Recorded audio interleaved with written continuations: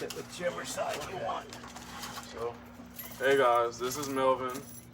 My name is Kevin, obviously. So the first question I asked, so what were some like the best athletes you've seen like come out of Duncan? Come out of Duncan. Well, we can talk football and basketball because, of course, I did football and basketball on the radio. I'll start with football first. Obviously, if you're talking Duncan athletes, the best one to come out, Quinn Grovey. You have to say Quinn Grovey. Played quarterback. I'm not real good with years, but played quarterback, obviously. Went on to quarterback Arkansas for 4 years.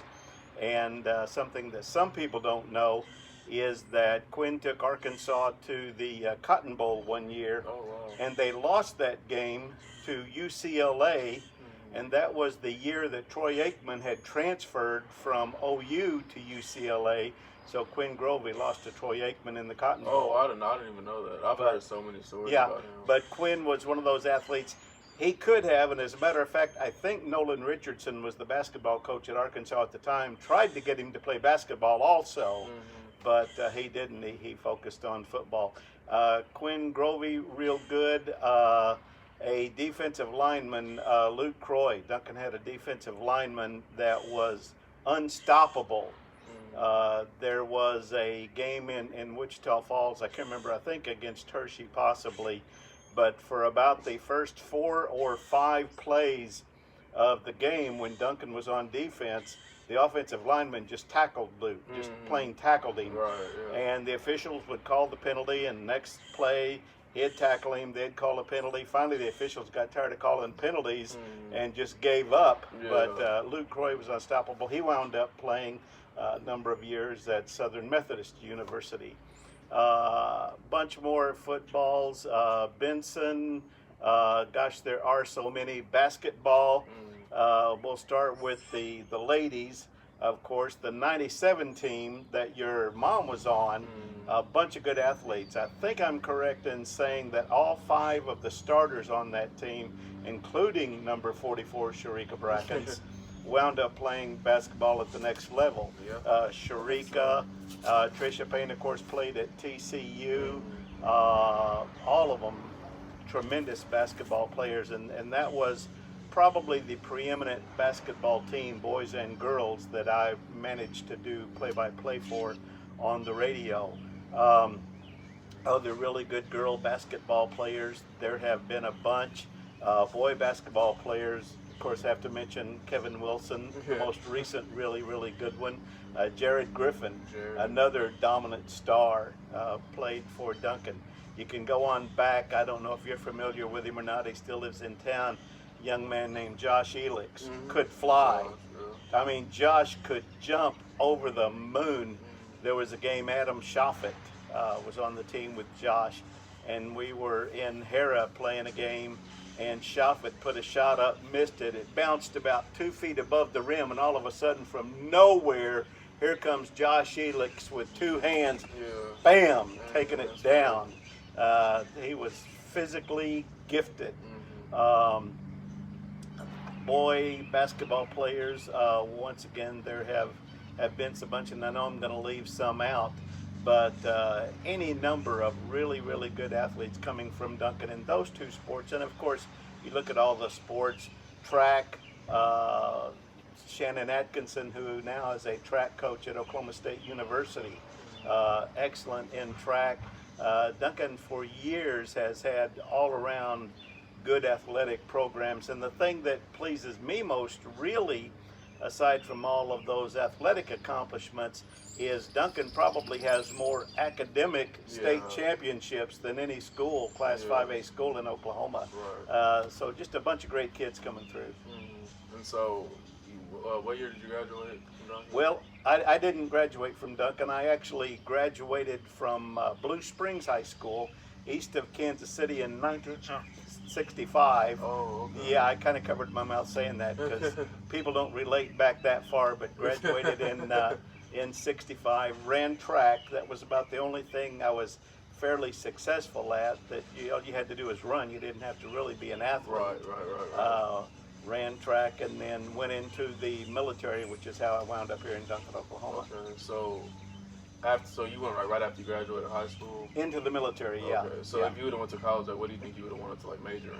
Oh, Like, being- well, I probably journalism, and kind of a real quick story. I don't know how long we've got for this, but a real quick story to tell how I got here.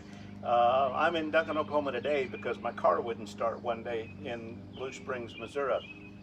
And I walked the 5 miles home. We didn't have a phone. I had a part-time job at a local newspaper. So when I got up, I knew I was going to be late for work. I hate to be late for anything. And I didn't go because I was scared I'd get chewed out. Well, I got the car started. Went to University of Missouri, Kansas City. This was September. It was too late to enroll. On the way back home from Kansas City, going through Independence, Missouri, I saw a big billboard that said, "Join the Army and get the training of your choice." Well, when I got up that morning, I had no more intention of joining the Army than anything, but that sounded good, so I turned left, went to the recruiter, joined the Army that day, wound up at Fort Sill, and have been in this area ever since. Yeah. I did not know that. That was crazy. Yeah. So like, how was like your time like in the military? In the military, I really enjoyed the military. Of course, at that time, the Vietnam War was going on, so it was somewhat of a risk. I tell people that at that time, they still had the draft, and I beat the draft by joining. That makes a whole lot of sense. But yeah, I wound up over at Fort Sill there for a couple of years in the OCS program. And when I dropped out of the OCS program, I immediately got orders for Vietnam, spent a year in Vietnam, and that was interesting. Vietnam, if you watch all the Vietnam movies and it's so intense, it was like that every now and then. They pack it all into like 2 hours. 2 hours, yeah. But so it may be, you know, one day of real intense and 30 days of nothing going on. But you learn a lot like that. I'm glad I went. I'm more glad I came back. Yeah, right. But yeah, it was an experience. And the military is good for young people if young people don't have an idea of what they want to do. The prospects don't look real good. Mothers hate me for saying this, but the military sometimes, oftentimes, is a good choice for young people. Spend 2 or 3, or in case of the Air Force, 4 years. You get training, you grow up, and if you don't have to go to war like I did, it can be a really good choice for people. Right. I never even thought about really joining the military. Well, you've got options. I mean, yeah, you could go to college and play ball, so you've got options. So, when did you start like broadcasting, like in Duncan? Like, what made you want to like start? Well, I started out talking about the military when I was at Fort Sill, living at Fort Sill. I played a lot of tennis because I lived in a house with 5 other soldiers 2 blocks away in Lawton from a tennis courts, and we played a lot of tennis. Well, when I got back from Vietnam, was married, got a house here in Duncan, and it was tougher to find somebody to play tennis with and to go get court time and everything. So I got the idea one day. I went to Gibson's, probably bought a basketball goal, nailed it up on the top of the garage, and just started shooting baskets because I could do it by myself. And that's when I fell in love with basketball. Prior to that, you know, I liked basketball, but it wasn't a passion like it has become. And so I was working for a welding supply company, and they changed owners, and I wasn't real happy with the new situation. So I got a call from a good friend of mine, Bill Buxton, an attorney who has passed on now. And at the time, he was doing color on football for Duncan High School, and he said, "Melvin, the radio station needs a manager. You ought to go talk to him." So I did, went to work at the local radio station, KRHD at the time, and this was in 1992, and started helping out with the football and basketball broadcast, and eventually got into doing, well, first doing sideline for football, then I did color for football and basketball, and eventually doing play-by-play for football and basketball. I left the radio station in 1996, but continued on to about 2012, I guess, when I retired here. Was about when I retired from the radio. So for about 20 years did radio. Okay, and like, how did you like that? Like, was it like fun? Oh yeah, it was fun. There was some work to it, but But obviously it was fun, number one, because of the young people like yourself. Getting to know them, getting involved with them, getting to know the families. I have so many families that are still friends simply from that 3 or 4 years of broadcasting basketball, going places with them, and getting to know the family, just like the Griffins, for example, with Jared. And so that, number one, it's about the kids. Number two, I enjoy sports. I loved basketball. And so just broadcasting it, and it's a little bit of work. In those days, it wasn't as easy as it is now because we didn't have cell phones. We had hard lines. I would have to run a line from like a coach's office out to the gym, up the floor, into the stands, get all the equipment set up, and a lot of stories about a lot of problems. I did one game in Ardmore from a phone booth in the lobby by the concession stand, looking through a glass in the door, and on a phone booth doing the basketball game on radio because I couldn't get a connection inside the gym. Oh yeah, you do what you got to do. Now it's so easy. And now it's so easy. Yeah, now it's so easy. But yeah, a lot of games, a lot of fun, and I enjoyed trying to make it fun for the people that couldn't go to the games, maybe away games, or maybe they're shut in at home, a lot of grandparents. And I enjoyed trying it out. There were a couple of things about broadcasting sports on the air, especially if you're doing color, is number one, you need to paint a picture so that the people can visualize in their mind what's going on, who's doing what. And basically when you're doing color, I tell people it's just like sitting in the stands. You and I watching a basketball game, we're going to be talking about what's going on down on the floor. We'll put a mic in front of you, and that's color as far as that goes. And so, yeah, just probably thousands of basketball games. When you count all the high school ball, college games we've been to, I don't know how many thousands of basketball games I have been to. There was one Saturday, for example, we went to Oklahoma City and did we went to an OU game, an OU girls game at 11 o'clock. That got over. Then we went to see Jennifer Shoffett play in Chickasha. She had graduated from Duncan. She was playing for the college in Chickasha. Watched her game. We left that, went to Anadarko, and watched the Duncan boys play in the Anadarko tournament. So 3 different levels of basketball in one day. But that's for 20-some years. That was our life, basketball. So like, you retired in 2012. Like, how was kind of like, was it like weird after you like retired? Did you want to like get back into it, or I primarily retired, really probably football even more than basketball. And the late nights and the travel as I got older, and in 2012, 2013, I was 66 years old. And so getting home at 1 or 2 o'clock in the morning, having to drive down from Tulsa after a football game, you know, and getting home 2 o'clock in the morning just got too old for it. So I started out, and there were some Dalton Dismute, well, no, not Dalton, Sean Husbeck that's at Comanche now.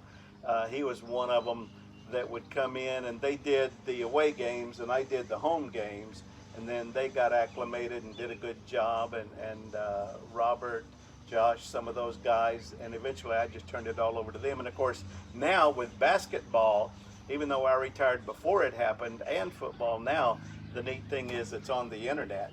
And you can see it like a lot of your games and the football games, why anywhere in the world you can see them. My wife and I were on a cruise in the Caribbean a few years ago, and on Friday night on the ship in the Caribbean, I watched Duncan play Altus on the internet.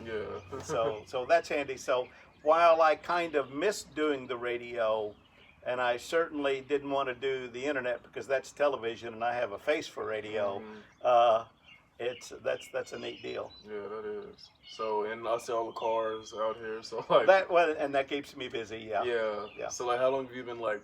Do you just like restore them, like, and try to fix them up, or do you? All 3 of these have been restored. A lot of the work by me, some of the work farmed out. But when I retired, that gave me something to do, was mess with the old cars. And have always, like a child of the 60s, I've always liked, you know, muscle cars and hot cars. And so like what like years are these? The Mustang there, and you probably can't see it on air, but there's a red 66 Mustang. That's my wife's car. We just finished it not long ago. The one over there is a 1964 Chevrolet El Camino. That's my daily driver. Yeah, I see it. Yeah, And I drive it when I was subbing it at the high school. And then the one in the garage is a 1971 Cutlass convertible. Okay. And so, and if I find some more red cars, there may be more. Yeah, you'll sitting get here. some. Yeah. Do you drive that one at all in there? Yeah, right now I'm doing a little work on it, so I haven't had it out yet this summer. But yeah, they all get driven a bunch. A lot. Yeah, and then we recently acquired the camper that we're going to pull with the El Camino and take it to car shows, save on hotel bills, and that sort of thing. But we still make it to all the basketball games. Yeah. We still, even this past year, I mean, we'll have season tickets, from here on out, Duncan basketball, as long as we're physically able to go. So many good memories, so many good athletes, so many good coaches. I like the coaching staff right now. I've done games for 30 or 40 or 50 coaches. I don't know how many have been through the program since I've been involved, but I think we've got some really good coaching staffs now. Coach McGuire, Coach Lockhart, for example. And I want to tell a story on Jamal. He won't like this at all. But when I was still subbing in a PE class, he happened to be in there, and we did a game of horse. And the old man took out the coach. You beat him? And I beat him. Ask him about it. I never knew that. Yeah. I never knew that. Yeah. I beat him. I've got a killer 3. Or I used to have a killer 3. I'll put it that way. Dang, that's crazy. I did not know. I'm about to ask him. Yeah. I'm about to ask him. So did you end up eventually just playing like 5-on-5 and kind of messing around, or was it always? Oh yeah. I did. I started out, like I was saying, just on the driveway, and then I officiated youth basketball for about 10 or 12 years. And when we got the Simmons Center built, then a group of us started, especially on Sunday afternoon at about 1 or 2 o'clock. About 2 o'clock on Sunday afternoon, there were some pickup games. I mean, some athletes would show up. We did that for a long time, and then after 5, 6, 7, 8 years, that kind of died down, and a group of us started going to the Simmons Center at about 5:30 or 6 in the morning and playing. And I did that until when I retired from work and just quit getting out of bed early. Yeah. But yeah, those Sunday afternoon games, and it's kind of interesting. You can tell the real. I tell people that when it especially comes to basketball, there are high school kids playing basketball, and there are basketball players. And you can tell the basketball players, they're the ones that you see at the Simmons Center at 5:30 in the morning or 2 o'clock on a Sunday afternoon. They're down there shooting, they're down there working, they're down there playing, and a bunch of those have gotten to watch them. There was one gentleman that played at Langston. He wasn't a Duncan prospect, but Chili was his name, and probably the better basketball player I've seen at pickup games. But yeah, and even on this driveway right here, my son went to Duncan High School. He was about 6'3", and so of course when I put a basketball goal up when I first got here, and kids would come here, I'd turn the lights on, we'd play till midnight on the driveway playing ball, pickup ball. Man, that's crazy. Yeah. You don't see that, man. You don't see that, people really playing outside anymore. Not a lot, no. Yeah. But now we have to, I guess. But. Yeah, but we used to. You would go to any elementary school in Duncan that had goals set up, and on weekends, evenings, there'd be people out there playing ball. Yeah. Not too many people like that now. Not anymore, no. Not anymore. So are you done subbing and stuff? Are you? Yeah, I still sub at the technology, or I did this past year, sub at the technology center some, but I doubt that I will do that next year. I think it's time. A lot of things that you just kind of start to back out of, and I think I will cease doing that. So it's like when you're like done with everything, retirement, like what's like the next kind of step? Like what just. Just get up in the morning, play golf. In the mornings when it's nice enough to get outside, work on the cars in the afternoon, work in the yard, and that's it. Just take it easy. You work for so many years to get there. When you get there, why just take it easy. Yeah. We have a saying in retirement that when you retire, every day is Saturday except for Sunday. But right now, Sunday is even like that because now you can't even go to church. So every day is the same right now. But hopefully, everybody will stay safe, and this will be over before long. And so, speaking about that, what do you kind of think about like the whole Corona situation? Oh, well, obviously it's terrible. It's, I have been through some situations. Like I told somebody one time, I said, you know what? In 1968, and this is when we first had to shut down things here, and things looked kind of bleak. And I said, in 1968, I had no money, no cars. I slept on the ground in the rain. And every day there were people trying to kill me. And I said, you know what? If I can make it through that, I can make it through this. Yes. And so people, hang in there, be safe, but we're going to make it through this, and things will be good again. Yeah, it's crazy. It's crazy. Just like everything just shut down. Everything shut down. Crazy. Like, well, yeah. I mean, even like college sports just shut down. NBA shut down. You don't think about something coming along where everything just has to stop. But the important thing is, don't be in too big a hurry to get everything cranked back up before it's safe. At least that's the way I feel. Everybody wants to get out. I want to get out. I want to go everywhere, do everything, but we still have to kind of watch what we do, as much to keep others safe as to keep us safe. Right. And so off topic, but did you watch the Bulls documentary yesterday? No, I've heard about it, but I did not. You didn't watch it? I didn't watch it. Of course, I watched the Bulls when it was all going on. As a matter of fact, a real quick Duncan basketball story about the Chicago Bulls and some of their championships. They had a player from OU, Stacey King. Stacey King, yeah. I've got a shoe that was autographed by him, but and played at Lawton High School. Well, there was Lawton came over to play Duncan one night. Billy Tubbs was in the stands to see, when he was recruiting him, specifically to see Stacey King. Well, Stacey had gotten into trouble over at Lawton High School and was suspended from that game and didn't make it over. Wow. Billy didn't get to see him that night. He saw some good Duncan players, but he didn't get to see Stacey. But of course, eventually he did. He went to OU, wound up at Chicago, and Stacey had been, I don't know if he still is, but he had been doing color for the Chicago Bulls radio games. That's crazy. I've heard about a lot about him too. Yeah. Stacey King, and my favorite. I could talk basketball, and I know you've got another interview coming up with somebody, but I could talk basketball all day. But obviously, my favorite basketball player, probably not the best player in the NBA ever, but as far as a good man, a good Christian man, a good player, Wayman Tisdale at OU is a legend. I mean, musician, jazz musician, basketball player, unfortunately passed away a little bit early. And I've got a couple of autographs of his. Oh, do you really? A little bit of a tribute to him. Got to meet him, got to know him a little bit. That's one advantage of being involved in radio, is you get to interview and meet a lot of really interesting people.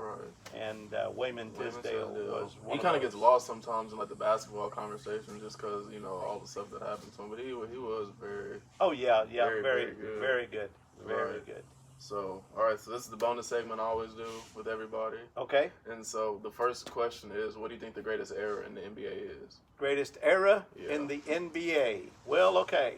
Let's go back. You can talk the era of Bill Russell. I mean, how do you discount, like 16, 17, 18 championships? You got Bill Russell, Wilt Chamberlain. Era for interest, the thing that really grew the NBA, I would have to say, is Magic Johnson, Larry Bird. That era right there. Boston and LA, when the TV ratings skyrocketed, people started watching more.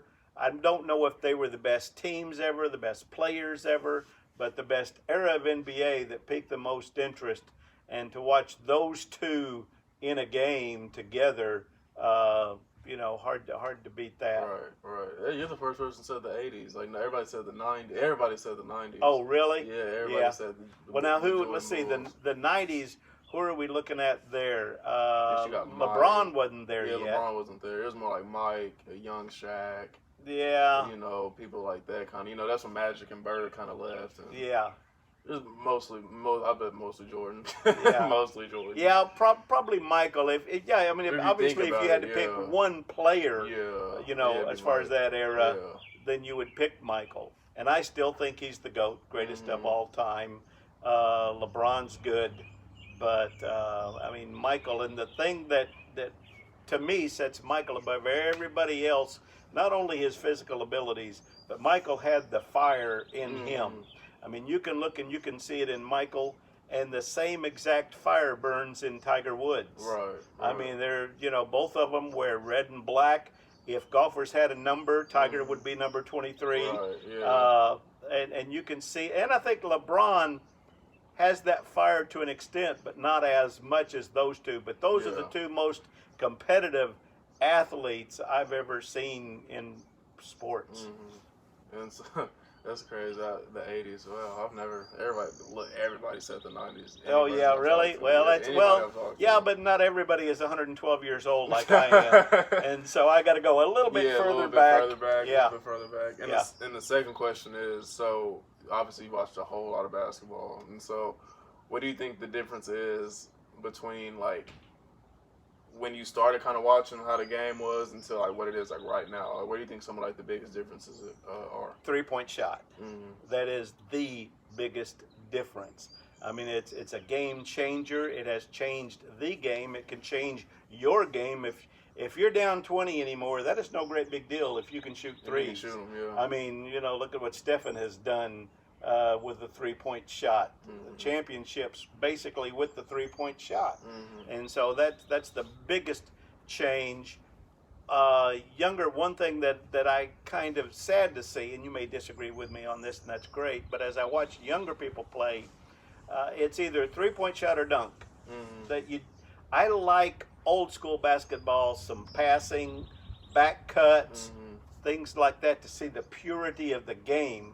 I hate to see people dribble down to half court. You just throw it up. Like one of my favorite players, hey Trey, that's dribble down to half court and jack one, or they want to dunk. And so I think that maybe has hurt a little bit, but it's still fun to watch if they make it.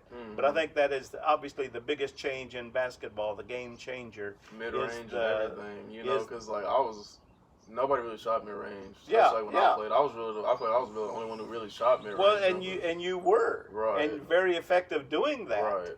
It's just so lost. Like, nobody knows how to guard it. You know what I'm saying? So I tried to be smart about it, and I was like, all right, let's get a 15-footer. Get in there. Hey, if you can get in closer, if you can shoot a 15-footer instead of a 30-footer, do that. And so I think that is probably the biggest change that I've seen. And obviously, athleticism. I mean, kids today like you and in the NBA are so athletic. I mean, you look at Zion, he's a monster of a man that has got all the moves and can physically do anything that a guard can do. Right. Yeah, so, it is crazy now because back in the '70s days it was post players. I mean, now everybody just plays everywhere. Shaq had one shot. Right. Yeah. Bam. That was it. Right. Yeah. It is a lot different. So, like, do you think it's hurt like high school, kind of like with the threes and stuff, and how I think a little bit. I think if you would talk to the coaches, I think if you ask Coach McGuire, I think they would say that's a battle that they have to fight with their teams fairly consistently, is to run the sets, run the plays, instead of just come down and shoot up a three. Yeah. And I want to. I mean, when I was playing pickup ball, that's what I wanted to do, shoot a three. Because obviously I wasn't going to go inside, at 5'7". Yeah. But I think coaches have to battle that a little bit. Yeah, I feel like it was kind of hard too, because I know like even me sometimes I was like, all right, I've shot 12 mid-range, all 11 times me to try to get a three. You know what I'm saying? It's just I had a saying on radio, and I don't mind kids shooting if they're open. It can't go down if it don't go up. Shoot the ball. Right. I mean, it's pure mathematics. Even if your percentage is bad, the more time you shoot the ball, the more times it's going to go in the basket. Right. So the whole object is to get the ball in the basket. So shoot the ball. The high school team now ain't got really a problem with that. They'll shoot. Yes. They'll shoot it. Yeah, I feel like we were like a little bit. We were better like scorers overall. We can kind of Yeah. go inside. They're way better shooters than what we were. Yeah, we've got they got the Johnson twins. Johnson twins, good shooters. Yeah, they have a whole squad of just shooters now. You Yeah. know what I'm saying? Yeah, they do. So it'll be fun to see next Especially year. as they get older and get Yeah. a little more mature. Yeah. Mm-hmm. I watched a couple games last year, but how do you think the season went? Just a little random Oh, question. I think the season went good. Obviously, not as good as you want, Mm-hmm. of course. But I think as long as the kids play as hard as they can, play the way they should, you can't complain. Right. And hey, we won some games and had fun, and so that's all you can It's ask a grind, for. man. It's a grind. And Every it is a game, grind. It every is game. to get out there. And a lot of people don't understand how hard kids work in basketball. Probably the two, and I'll get argument on this, but the two high school sports that are the hardest work, wrestling number one, and probably basketball number two, and then maybe football and some of the others. But it is hard work. It is. It is a lot of practice. A lot of practice. A lot of practice, a lot of conditioning, a lot of running. You can't get tired, yeah. As soon as you get tired, man, it's over with. You know, but it's such like a macho sport too. Like if the guy you're guarding you just can't move, like you're done. You know what I'm saying? Yeah. And you got to just kind of do something different. You know. So one more question. So like, what would your advice be to like kids like trying to like hit that next level? Like, what would you say after watching a lot of basketball? Like, what would your advice be to somebody like trying to make it? A couple of things. Practice. Okay. Practice good habits. Even on the driveway at home, even in the winter, if you have a garage and the cars aren't in the garage, go out there and dribble a basketball. Set up chairs, dribble between the chairs, practice. Ball in your hand, lots of practice, practicing the right way, have fun. And one thing that I would say beyond that, whether it's basketball or any sport, if you want to get better, try to always play somebody a little bit better than you. That's what I do. Yeah, play somebody a little bit better than you, and that will bring out more in your game.